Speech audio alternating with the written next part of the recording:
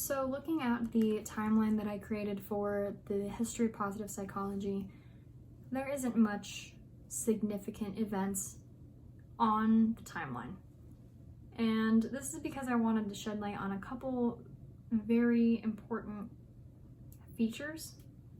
So I have the beginning of psychology and the virtues, religions, philosophies that ultimately led to the development of every other aspect of psychology.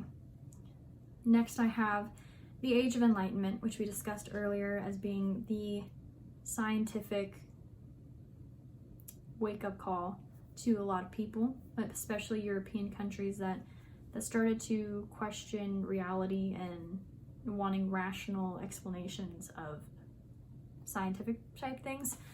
And then I have going into the mid to late 19th century with functionalism and structuralism being developed, as well as the late 19th century and early 20th century with the disease model. This is where the four waves of psychology really begin, with the disease model being the first wave.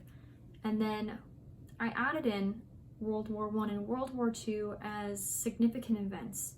I added these because in America, those, I mean, not in the whole world, but in America, those had two very different results in American psychology, especially World War II.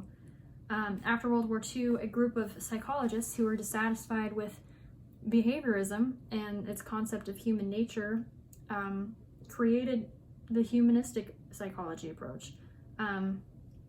They wanted a more self-oriented, self-actualization approach that favored individuality and meaning versus just behaviorism.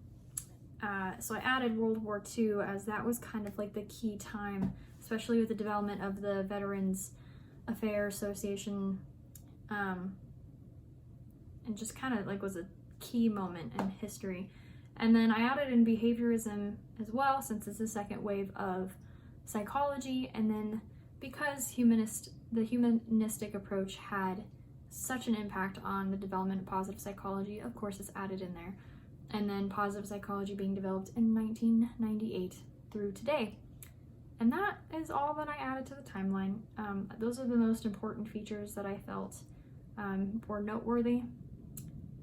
And then going on to the next page, which we'll talk about in a minute, talks about more of a current view of where our country, the United States, feels their well-being is at on a scale.